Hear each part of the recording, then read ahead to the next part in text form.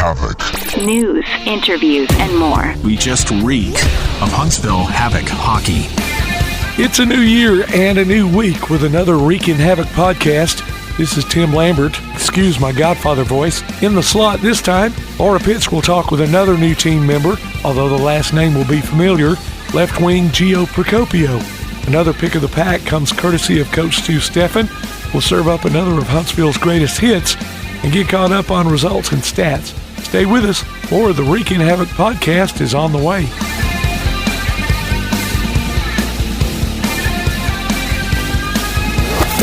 The Reekin Havoc podcast. One of the worst feelings you can have is that of being stranded. Well, BT's towing, tire, and truck repair makes that a thing of the past, with 24/7 towing services and roadside assistance in the northern Alabama and southern Tennessee areas. But that's not all. They also offer truck and trailer repair, mobile welding, brake service and repair, new and used tires, and other major and minor repairs. Their name says it all, BT's Towing, Tire, and Truck Repair. For 24/7 response, call 497-8234. That's 497-8234. BT's Towing, Tire, and Truck Repair. Got something to say? Put it on a t-shirt, or hoodie, or apron, or even an iPhone case. Just go to daddyoscustomtees.com and make it happen. Look through their selection of ready-made designs, or make one of your own. Check out their special hockey designs, too. With Daddy O's Custom Tees, you can truly have it your way.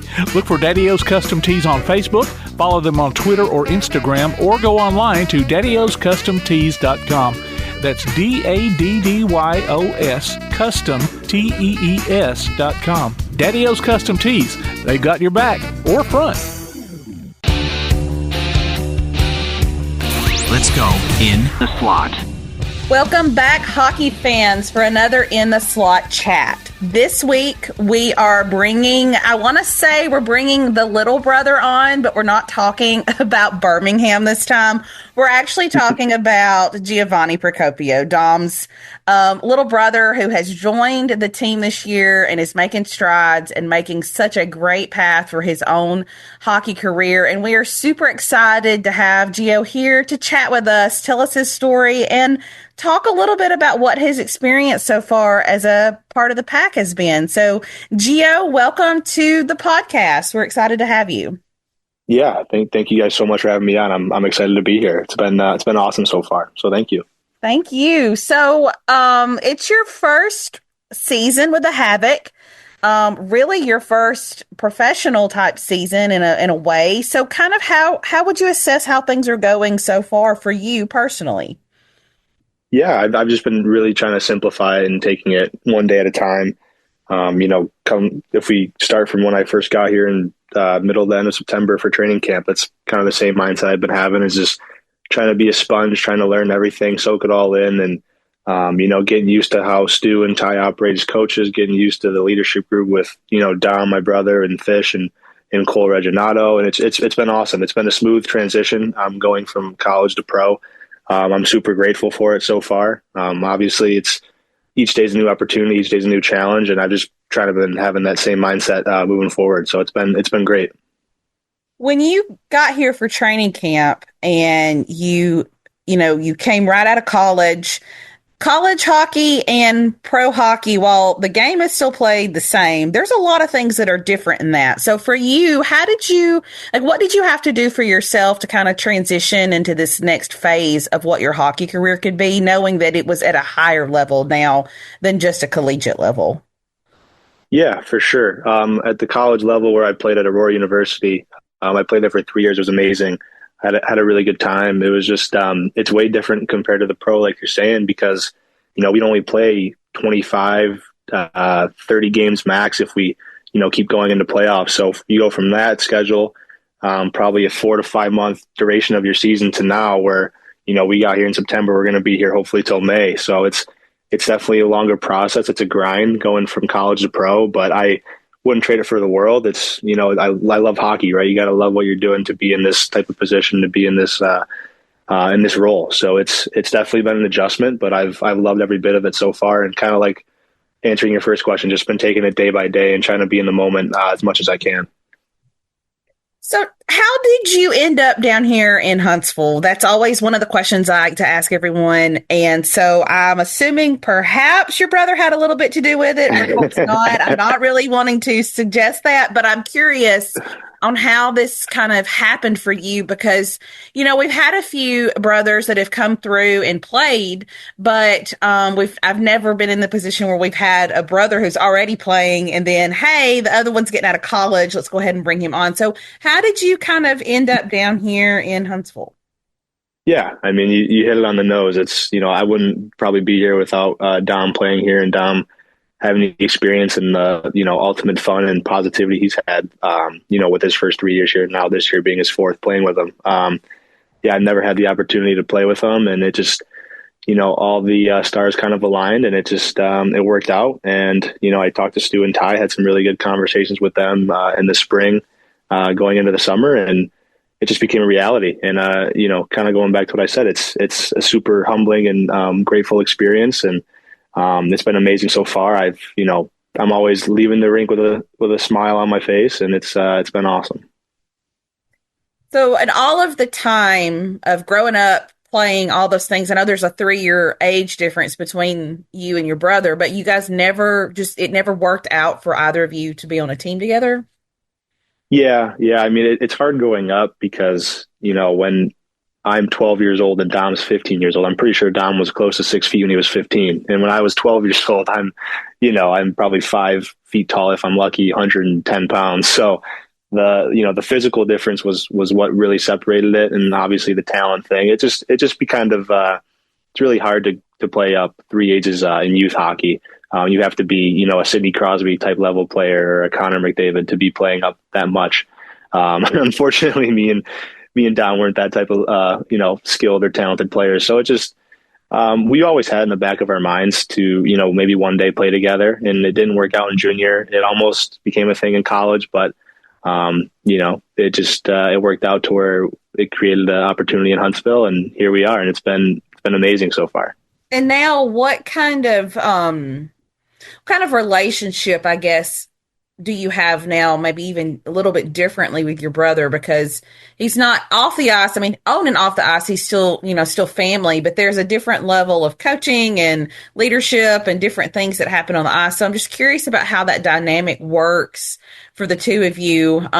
Even if, your brothers, your family, you get a little frustrated with each other occasionally about things, how that happens. So how do you kind of work through some of that and, keep your spirits up and keep kind of going? Yeah, I think we've done a really good job of kind of keeping it, at the rink. If there's anything that's going on with, a player to player relationship or a captain to a rookie relationship, it's really nothing different. I mean, this is the first time I've been able to live with him day to day since I was probably 15. Because when I was 15 years old, he was 18, going to play junior hockey. So, there's been summers where I lived with him for 3 to 4 months, but this is the first time where we could say we've lived with each other throughout the hockey season. So it's good. I think our relationship's growing in a good way and in a mature way as, I'm becoming a young adult, and he's starting to get into the real world, being a husband and, also being a brother in his late 20s. So I think it's been a good learning experience for both of us, and just kind of getting to know us more on a, more personal level, because we grew up playing summer hockey together and summer training, but never, day in and day out on the same team.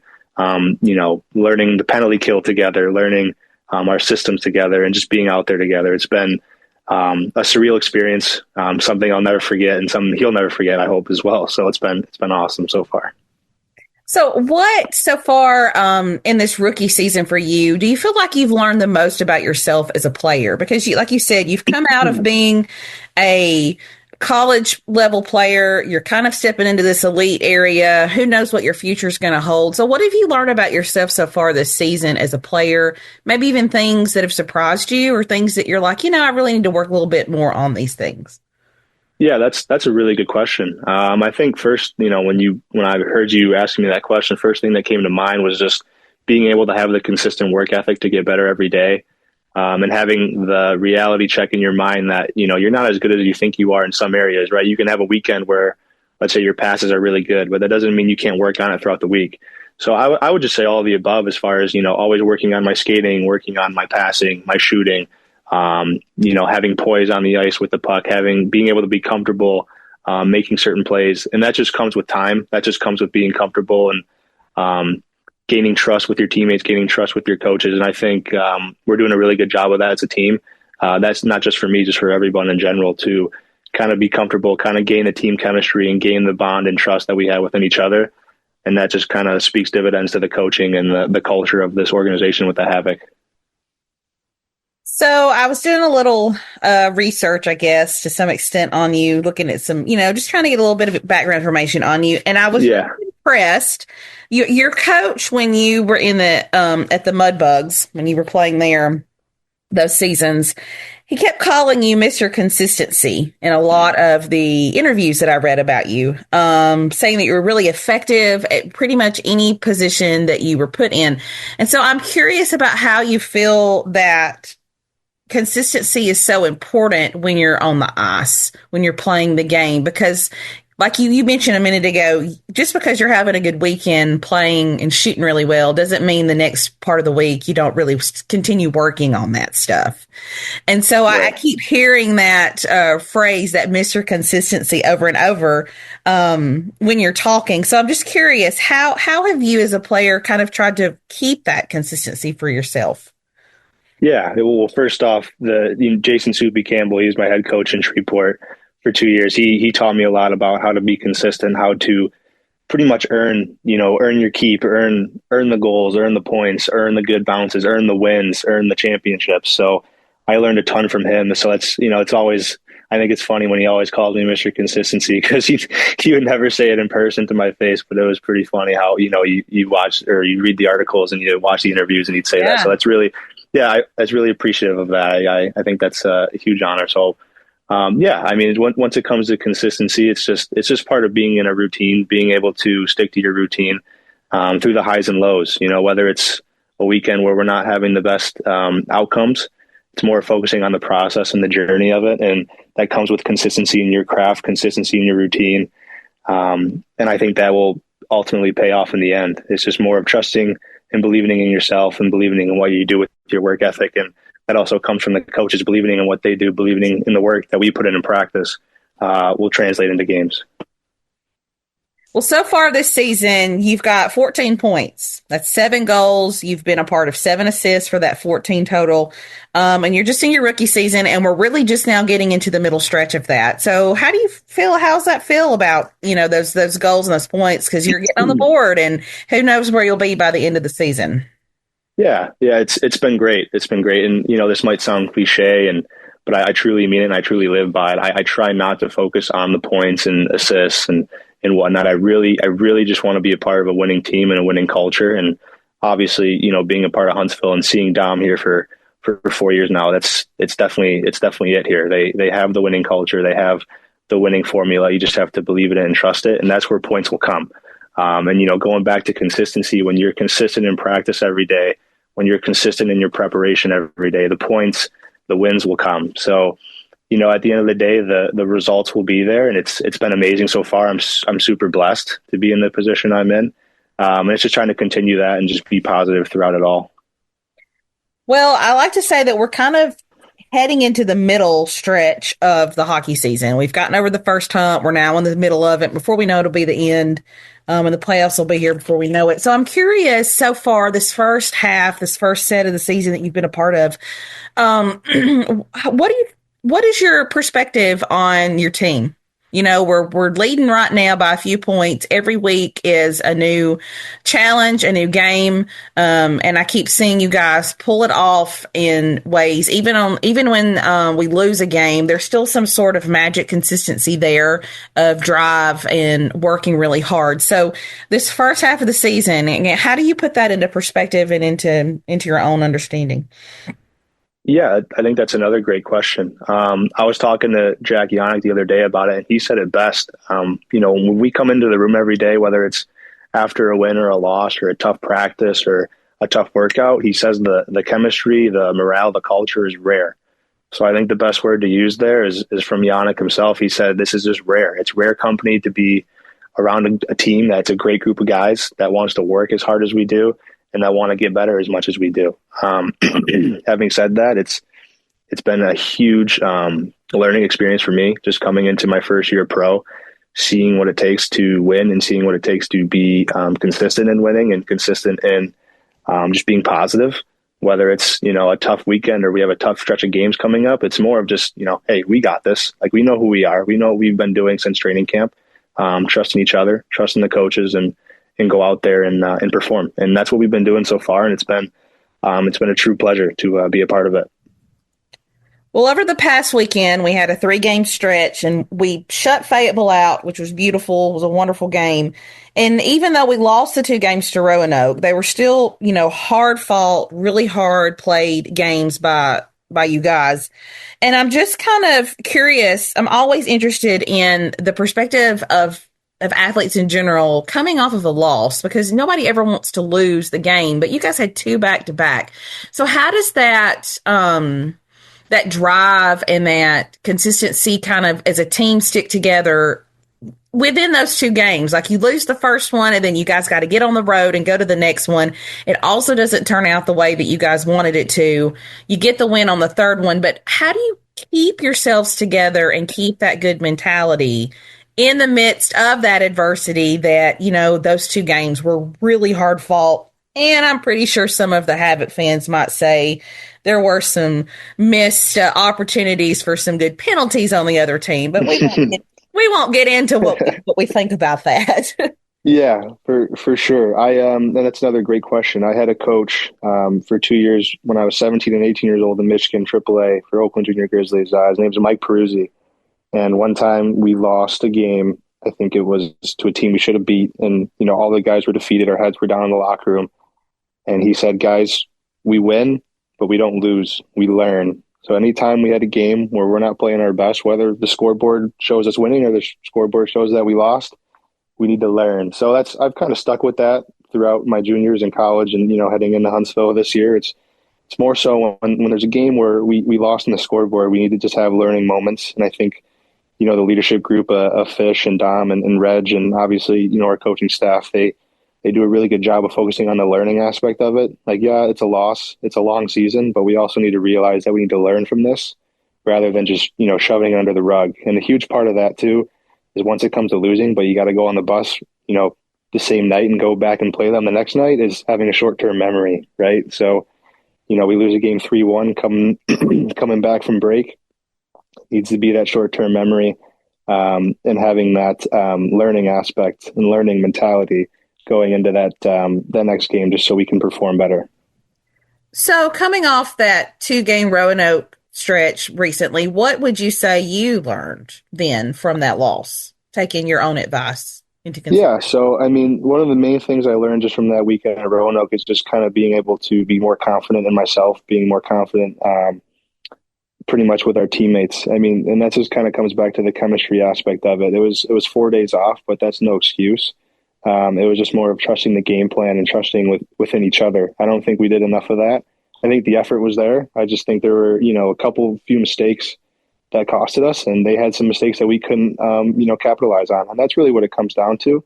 So it's just more of focusing on the opportunity at hand and just taking it shift by shift and realizing, each shift matters just as much as the last one or just as much as the one coming up. So just pretty much staying in the moment for me was a huge thing I just needed to learn from, the Friday night loss and then the Saturday overtime game was just, being calm, cool, collected. We need to keep our composure. We need to trust the game plan, trust the structure from our coaches. And it'll just all take itself from there and hopefully get a win.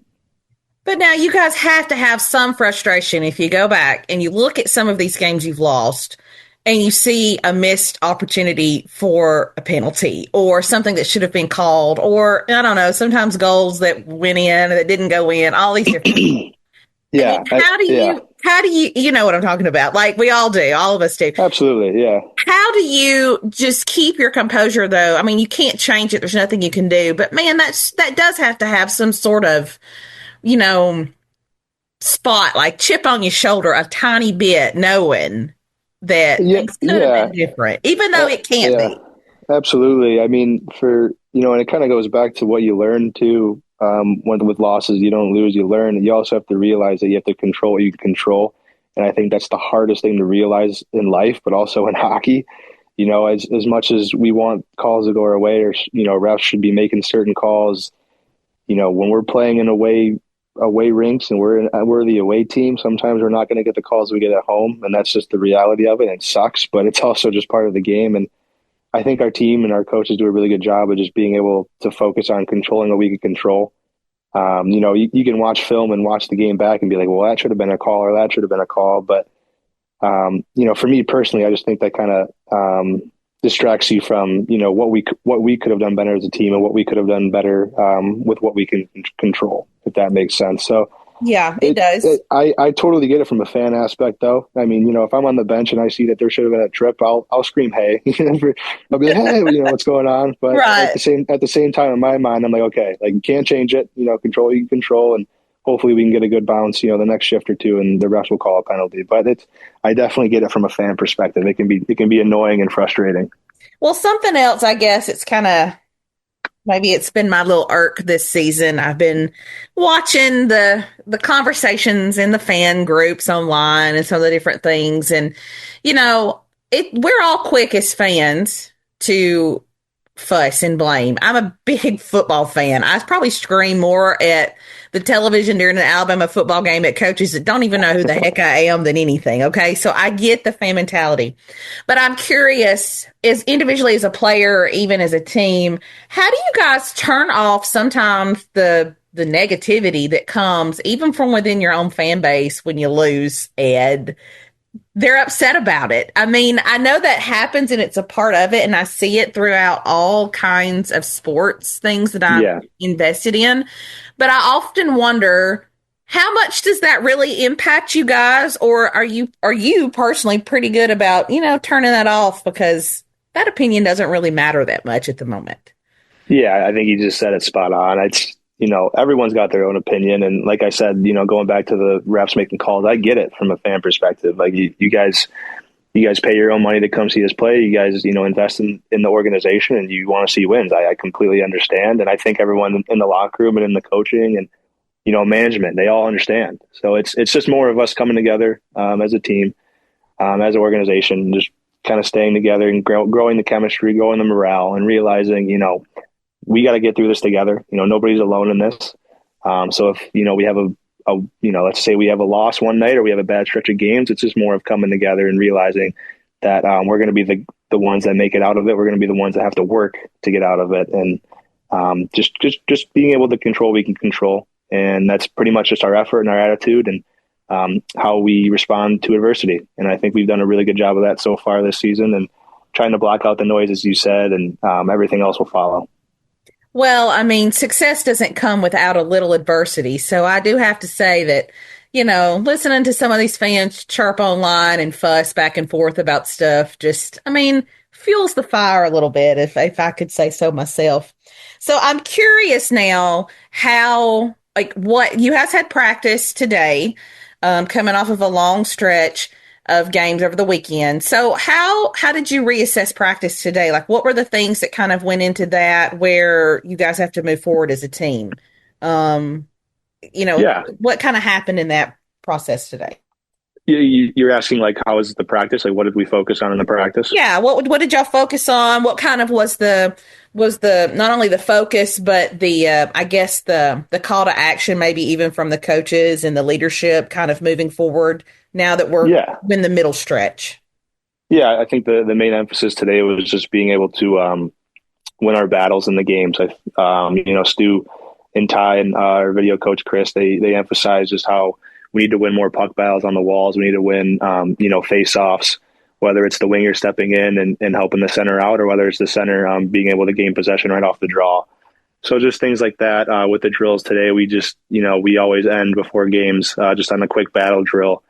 It's 20 seconds. You go against one of the teammates and coaches will spot a puck in, and it's just you and the other guy one-on-one, physically boxing out, getting positions. And that kind of translates into the games. And, with the schedule of Christmas and stuff, we've kind of shied away from that. I wouldn't say shy away. We just haven't had time to do it. So it was good, before the game against Evansville, and then we have 2 against Roanoke this weekend. We did the battle drill again, and it always gets the guys going. It always gets us ready for the week. And it just kind of tunes up our mind a little bit to be able to win our battles physically and get in the right position when we play other teams. Okay, and those battle drills that you guys have in practice, who is the one set of players or player that you are like, this is going to be tough? And they're your teammate, but you know they're going to give it their all. Like, who's the one you don't want to be paired with? There's a couple for sure. I mean, and it's all different reasons. Like, I don't want to go against Reg because it's Reg. He's a tough son of a gun. He's a good player and he's really fast.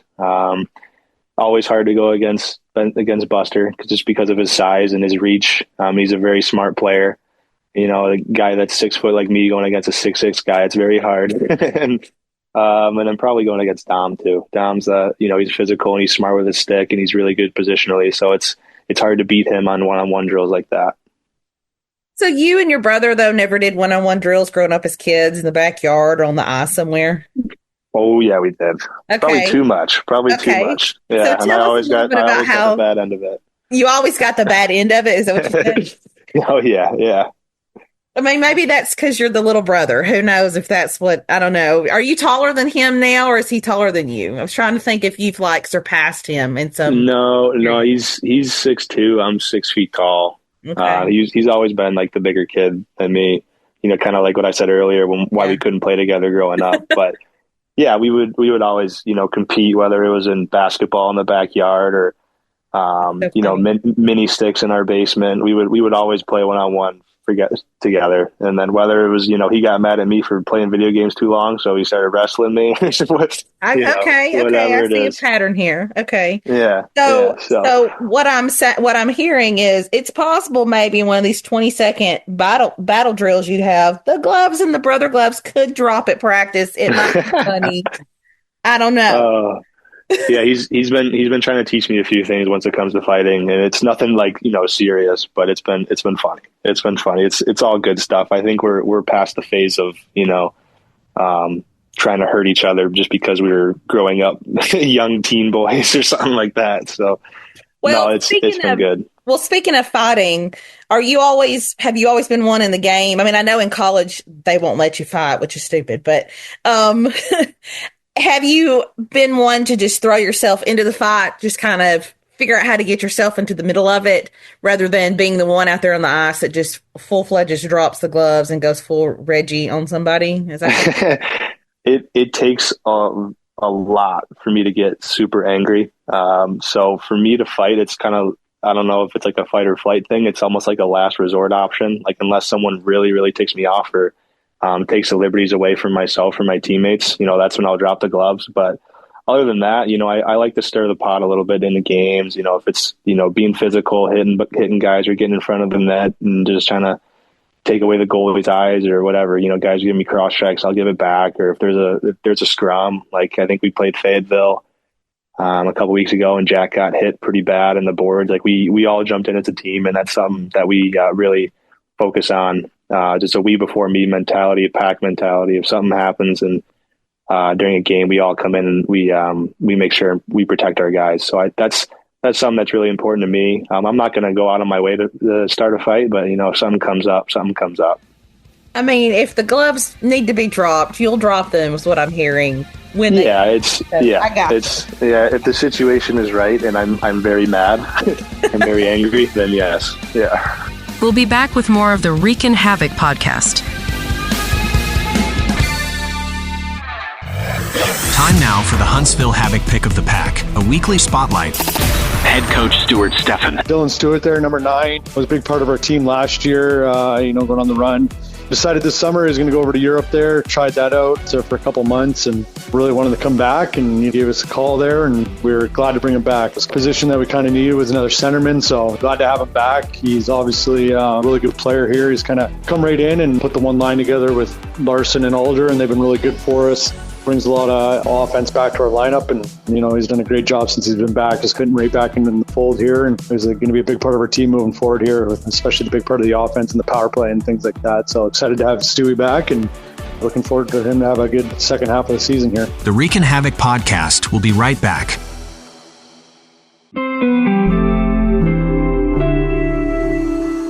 My name is Joel, and I came to St. Jude Children's Research Hospital in December of 1987 to be treated for osteosarcoma, which is bone cancer. We didn't know anything about St. Jude. We didn't know what they meant, or that, when we got here, what we would do, how it would be taken care of. And when we arrived, we found out that my family wasn't going to have to pay for any of my treatment, not for my medicine, not for travel, not for housing, not for food. St. Jude was going to cover all that. St. Jude supported me in every way, from, taking that financial burden off my parents to making sure that all of my family was included in this time. St. Jude literally means everything to me. I get to go home to my family tonight. I get to cook dinner for them. That's what you're giving. You are giving us everything by supporting St. Jude. So thank you so much. Finding cures, saving children. Learn more at stjude.org.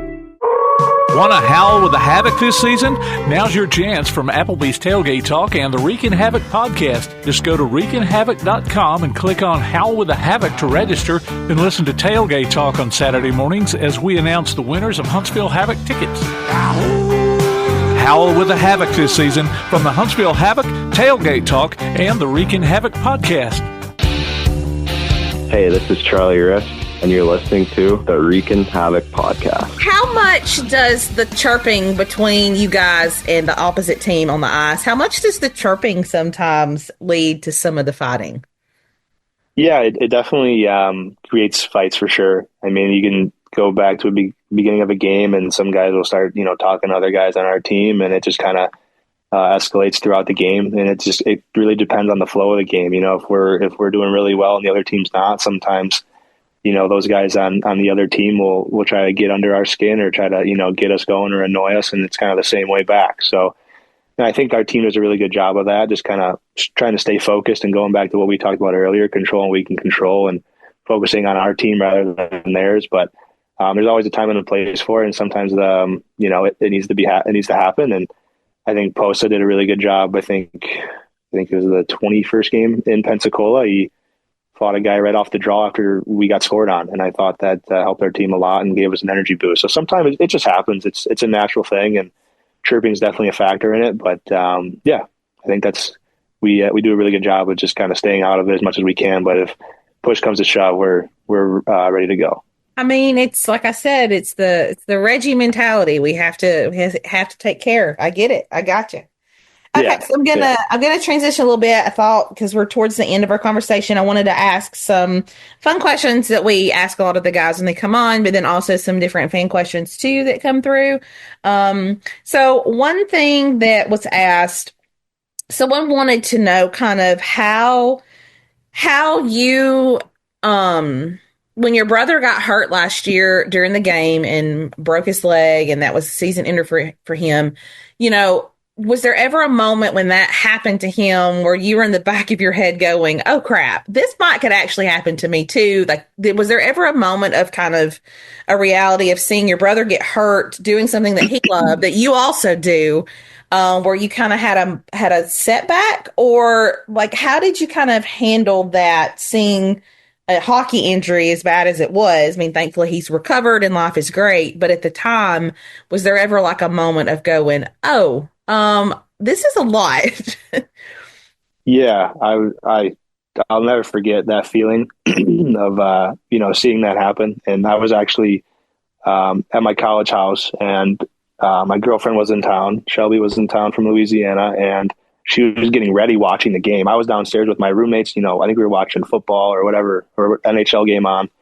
And she was watching the Havoc game while she was getting ready. And she called me when I was downstairs. So I knew something, I was like, what's going on? And she said, I think your brother got hurt. So I immediately rushed upstairs to where my room was.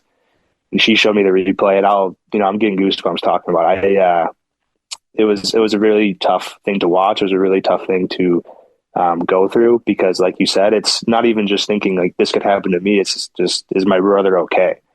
So, it was a tough couple of days. Obviously I, talked to him, texted him right after, and obviously he was feeling good on the pain medicine, but he was, he was in good spirits. Grace was with him, which I was really thankful for. They did a phenomenal job. And even Fish, that's been his roommate since he got here. He helped out a ton with Dom's recovery, and obviously Grace did too. So, I'm just really thankful he's okay and that he's, playing here today and he's still the captain of our team and just being the big brother that he is. He's been an unbelievable role model for me, and I was just glad he was able to be okay and make a smooth and healing recovery. So it was definitely a tough thing to watch, but I'm just really glad and really blessed that he's okay now. Well, and knowing that you were, hours away and nobody could tell you anything other than grace at the moment, I can only imagine the chaos that was going on. But we had someone that wanted to know kind of how you kind of took that all in.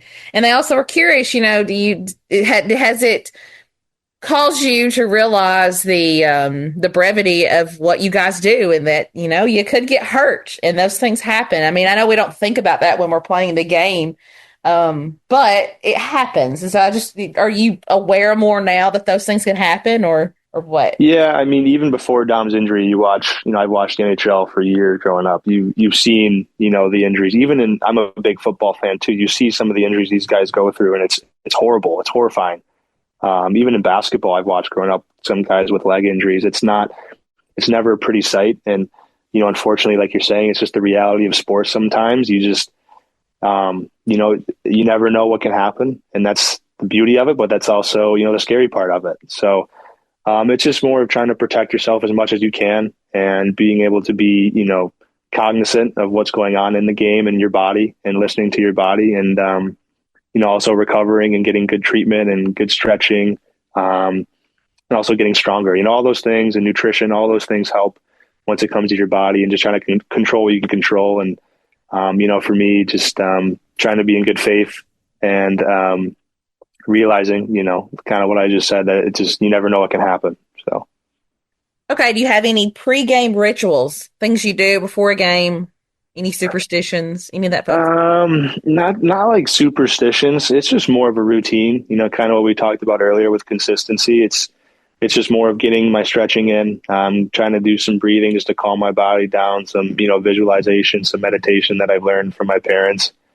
And just being confident, I always try to just be in a good state of mind once I get into warm-ups on the ice. And, we always like to play some sewer ball, some soccer before we get ready for warm-ups. And that's always a fun time and just kind of, gets the brain away from, focusing on the game and the game plan and the structure. It kind of eases the mind a little bit. It's always fun to kick the soccer ball around with the guys. What is life like outside of hockey? What are you doing when you're not on the ice? So right now I am still in school. I am going to be graduating in May with my business administration degree from Aurora. So I'm still a student. Right now I'm on break, which is good.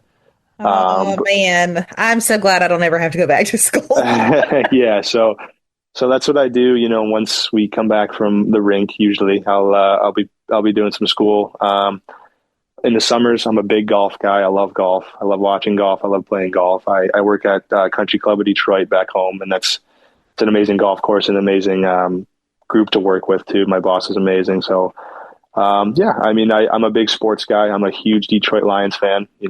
Me and Dom are both from Detroit, and I think we represent our city well with our sports teams and with what we wear. So, I live through the Lions. I live through the Red Wings. I live through the Pistons, kind of the Tigers too. I'm trying to get into baseball more. It's just hard to watch sometimes, but I'm a huge sports guy. I like to enjoy time with my family and friends when I do have time. I like to go on walks and when it's nice out and enjoy the weather, enjoy nature, and kind of take my mind off hockey, just so I can be fresh when I go to the rink and when it's time to just to analyze film, stuff like that.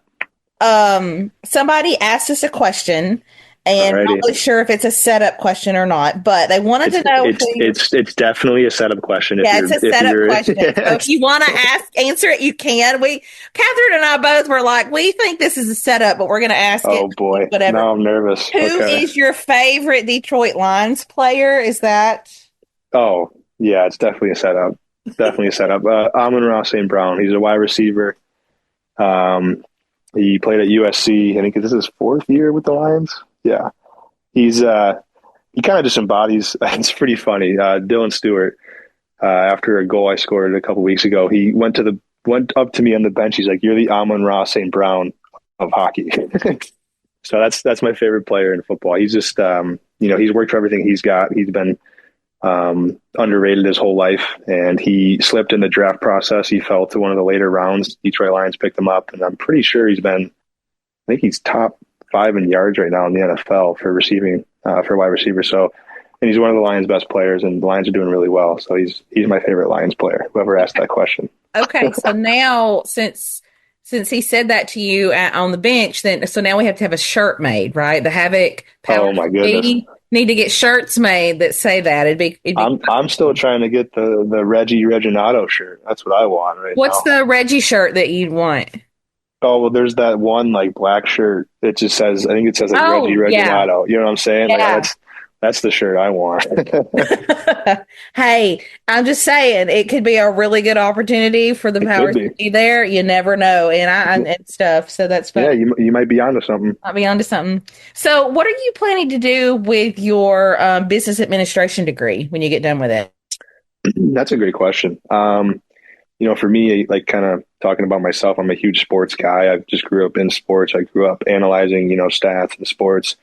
I would love to also, try to be into coaching.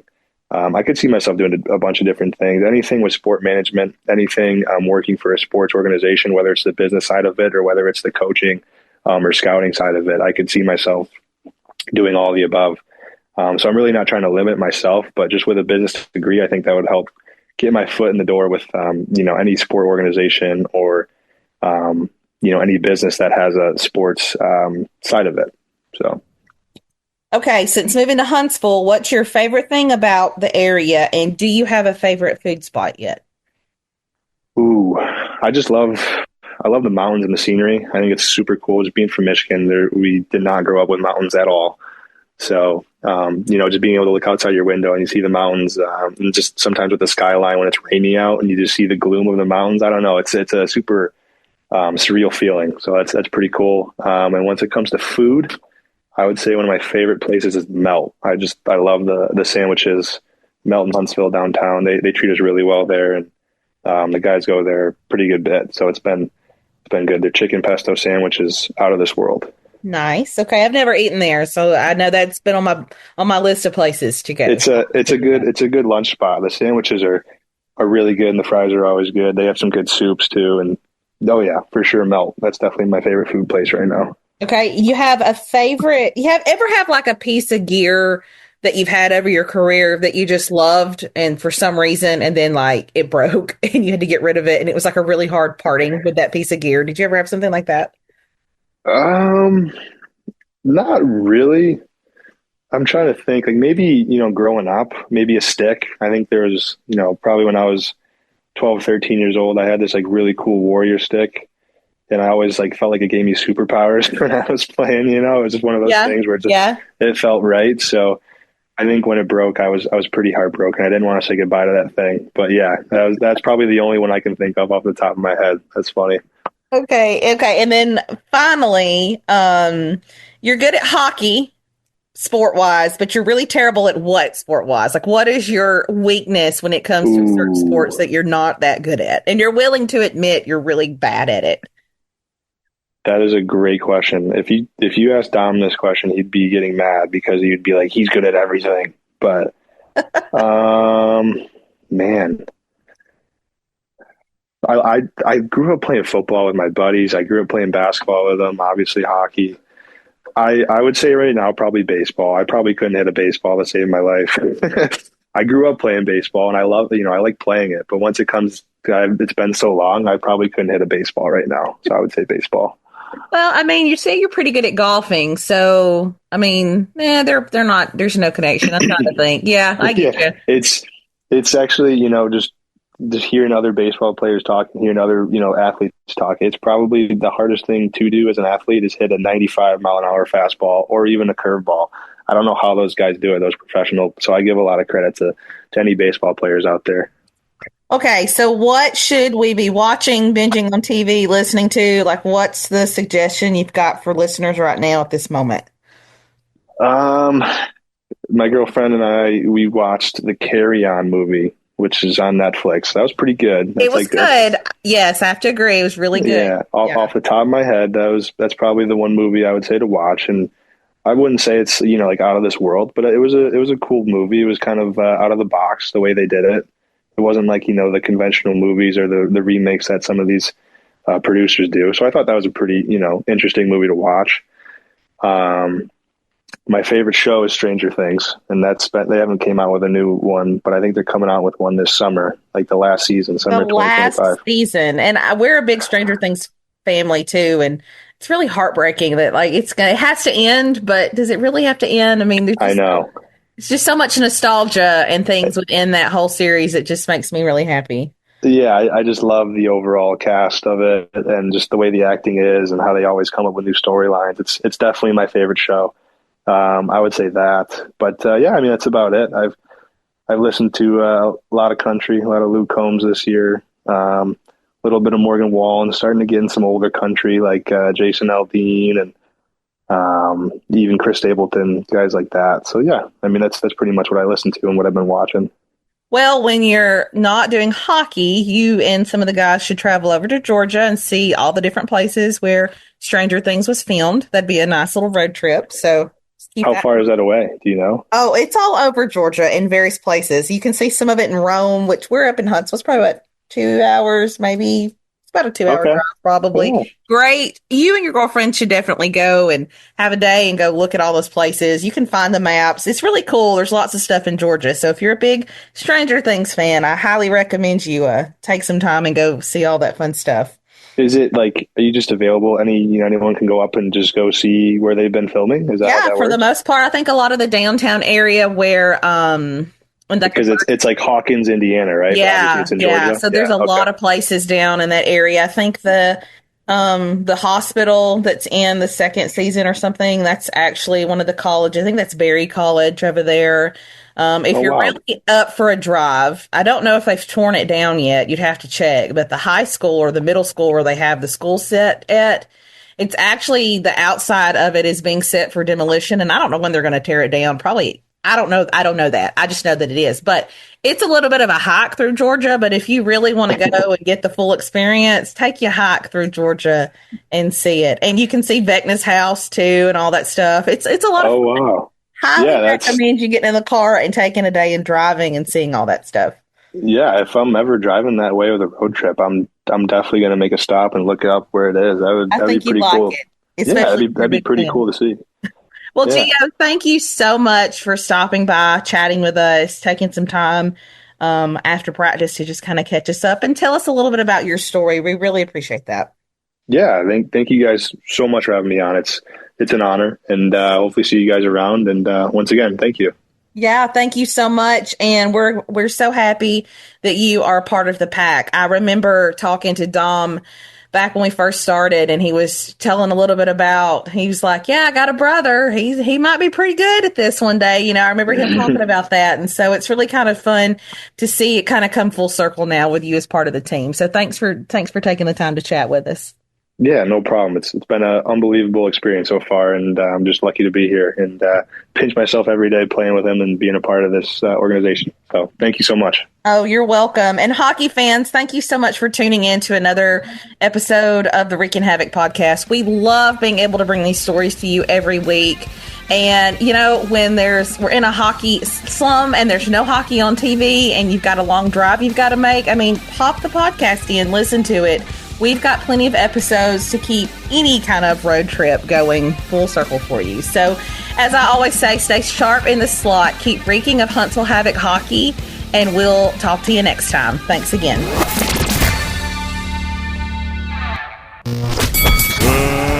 Let's get ready to rumble! Join us now for Huntsville's greatest hits, where current and former players recount their most memorable dropping of the gloves.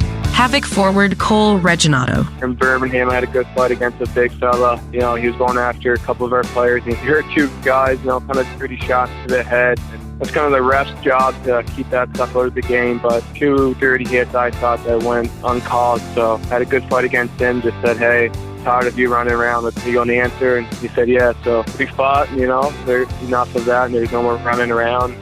Kind of own each other's respect after that. In junior, I got traded to St. John's Sea Dogs. And I remember there was this player in the league. Matt Murphy, he's an older 20-year-old veteran player, great defenseman, one of the better players in the league, to be honest. I just remember kind of looking up to him when I was on Cape Breton and just kind of watching him, saying, I could really tell he's a pro and he's going to go somewhere. And then, 2 weeks later, we're on the same team and we were down 2 goals against Bathurst. And he looked at me and said, "Hey kid, I heard you can fight. Why don't you get us something, get us going?" So I went up to their oldest 20-year-old tough guy and said, "Hey man, can you give me a fight?" And he kind of looked at me and said, "Who are you? I'm not going you." So I kind of just went after him. He wouldn't fight, but we got penalties, so we're in the box. And he's saying he's not fighting. So I was like, all right. I step out of the box and their skilled Russian player was coming down and I put my shoulder into him. He did like a big backflip. So he was right there. So I got him to fight me. So we fought. It was like my first real tough guy opponent.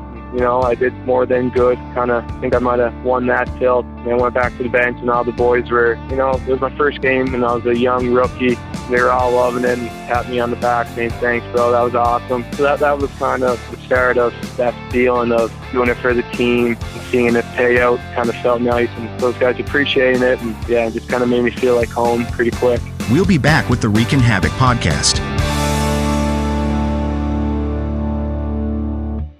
In June of 2005, our twin girls were delivered, Melissa and Ann Catherine, and they were born 14 weeks early. Amy and Chris George talk about the Melissa George Neonatal Memorial Fund. They both weighed less than 2 pounds. Ann Catherine was 115 and Melissa was 1'9". Melissa lived for a couple of hours, but all of the medical technology in the world just could not have saved her, and she passed away while she was in the NICU. Chris realized pretty early that God had given us a platform that we could use to try to help people. So Chris and I started the Melissa George Neonatal Memorial Fund at Huntsville Hospital. To know that Melissa's name is living on, her legacy continues. And I think that was very important to Amy and I, is why the fund is named after her. Because for 7 weeks, Melissa fought so that Aunt Catherine would have a chance to live. And I think that we wouldn't be doing her name any justice if we didn't carry on, because we know we wanted to honor her and honor her legacy. And the community, Huntsville Havoc, the community in Huntsville itself, they've rallied around that. And it's been a wonderful support system for us. And I think for a lot of families too, when they see total strangers that are giving. We're online at HuntsvilleHospitalFoundation.org. Click on the Melissa George Neonatal Memorial Fund and you can give that way. There's no donation that's too small, and every dollar is just as important as the next one. And if you're giving, then we understand you're giving because you care. And that's what's important, is that we've learned over the years that people give because they care. And you can volunteer. If you're interested in that, you can click on the volunteer tab to fill out an application. We are grateful for any type of support because we know that once we pull those dollars together, we can do big things. For more information on the Melissa George Neonatal Memorial Fund, visit HuntsvilleHospitalFoundation.org. I'm Austin Alger, and you're listening to the Reekin Havoc podcast. Defenseman Connor Lovey earned a call-up to the South Carolina Stingrays of the ECHL last week. He's played in 19 games with the Havoc and had attended the Stingrays training camp before coming to the Rocket City. Huntsville went 2-2 in their last 4 games of 2024. A loss on Thursday to Roanoke spoiled Scooby-Doo night after the Rail Yard Dogs accounted for the only goal of the first period. Noah Finstrom put up the only point for the Havoc at 2:36 of the second, assisted by Charlie Risk and Jeremy Gervais. Roanoke would answer with 2 more before the end of the frame for the final 3-1 score. Mike Robinson took the loss for Huntsville, saving 21 of 24 shots on goal. Finstrom was the second star of the game. The Havoc had 10 penalty minutes to the visitors' 8. Friday's game at Roanoke went to overtime as Huntsville struck first. Dylan Stewart, Benito Poza, and Risk got together at 14:40 of the first period. The Rail Yard Dogs knotted the score 3 minutes later. The home team took the lead at 10:56 of the second before Austin Alger, Buster Larson, and Gervais tied things back up at 11:50. Cole Reginato notched his second goal of the season at 18:41 with help from Connor Fries. Roanoke got the game-tying score at 7 minutes of the third, sending it to extra time. An OT goal at 4:33 gave the Rail Yard Dogs a 4-3 win. Brian Wilson stopped 31 of 35 shots on goal in the loss, in which the team collected 37 penalty minutes, including 5 that were given to Craig McCabe for spearing and 10 for a game misconduct served by Finstrom for McCabe, who was suspended for the following game at Fayetteville. Connor Fries also got hit for a total of 12 minutes for roughing and misconduct for continuing an altercation. Saturday's game at Fayetteville was a much calmer affair, with the Havoc skating to a 4-0 victory and serving only 2 penalty minutes.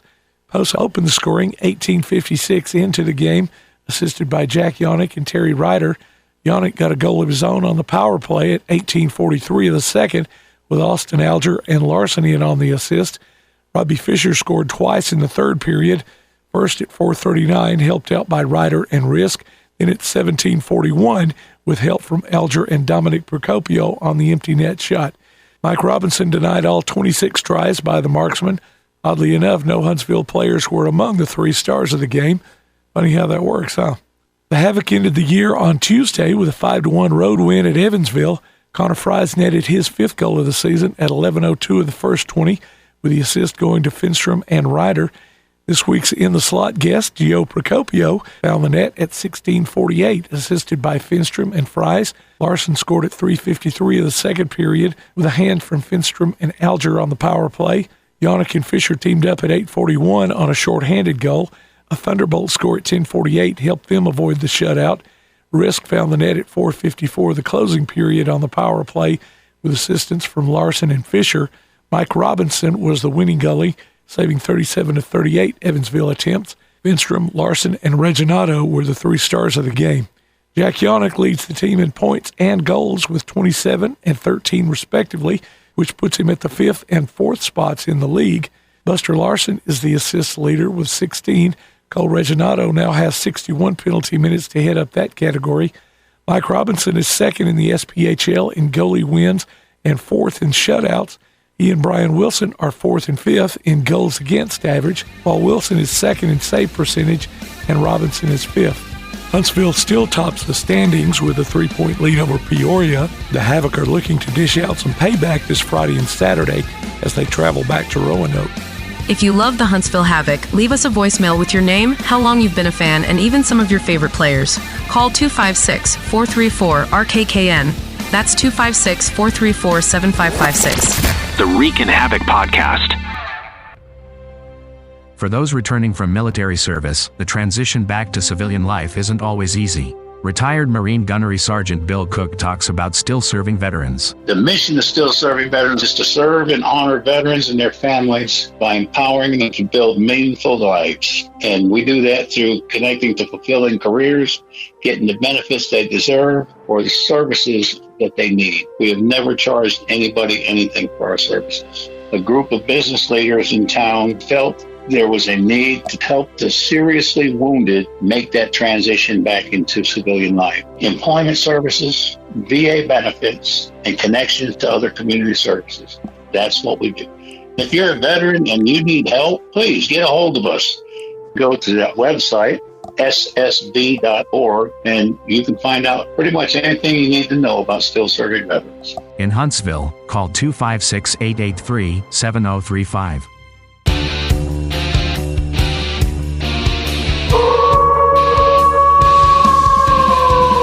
For tickets, official Huntsville Havoc merchandise, and more, go to huntsvillehavoc.com. Visit our website at reekinhavoc.com. Look for us on Facebook, Instagram, X, and Threads. And listen, follow, and subscribe to the Reekin Havoc podcast on your favorite platform to keep up with the only weekly podcast covering the Huntsville Havoc, the Reekin Havoc podcast.